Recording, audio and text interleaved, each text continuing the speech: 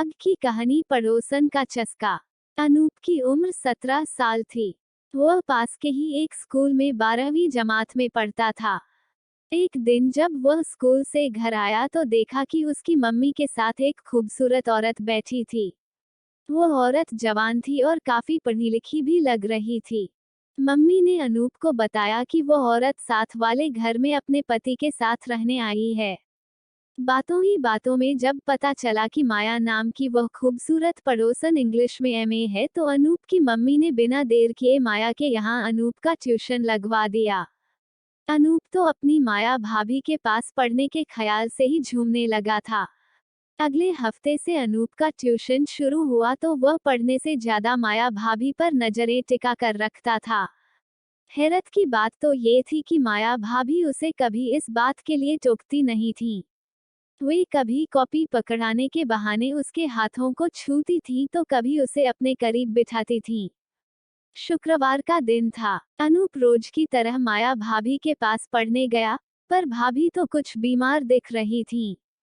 उन्होंने अनूप को बेडरूम में आकर पढ़ने के लिए कहा। जब अनूप बेड पर बैठा पढ़ रहा था तो उसका ध्यान अपनी पढ़ाई पर कम और माया भाभी पर ज्यादा था। माया भाभी अचानक कर आईं तो अनूप को लगा कि उनकी तबीयत बिगड़ रही है।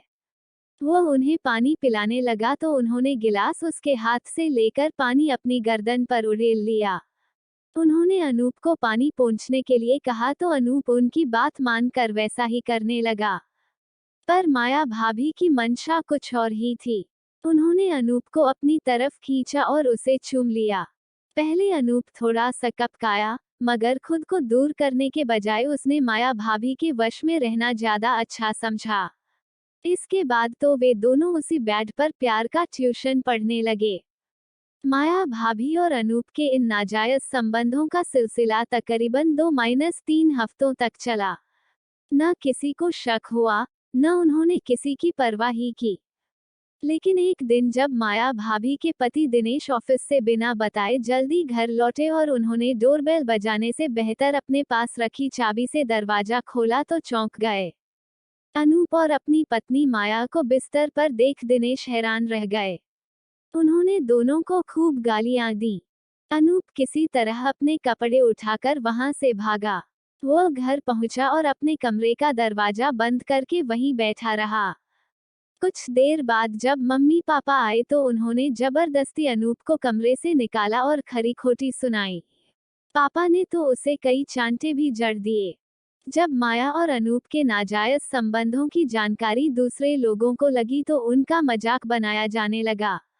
अनूप को खूंटे से बांधने की हिदायतें दी जाने लगीं। माया का तो घर से बाहर निकलना ही बंद हो गया था। स्कूल में भी अनूप को कोई छिछोरा कहता तो कोई बेशर्म। इन तानों से अनूप की जिंदगी नरक बन गई थी। एक दिन अनूप माया भाभी के घर जा पहुंचा। माया ने दरवाजा खोला तो अनूप ने उनके मुंह पर थप्पड़ जड़ दिया और जेब से ब्लेड निकालकर उनकी गर्दन पर चलाने की कोशिश की। जब माया चिल्लाई तो आस पड़ोस के कुछ लोगों ने अनूप को रोका और उसकी मां को वहां बुलाया। माया तो बच गई, पर अनूप को उनकी जान लेने की कोशिश के जुर्म में बाल सुधारगृह भेज दिया गया।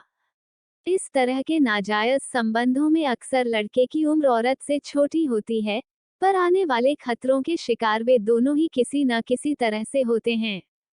किसी औरत की उम्र ज्यादा होने के चलते उसके लिए ऐसे संबंध केवल मनोरंजन का जरिया मात्र हो सकते हैं, इसलिए जवान होते लड़कों को इनके आने वाले खतरों के बारे में सचेत रहना बहुत जरूरी है।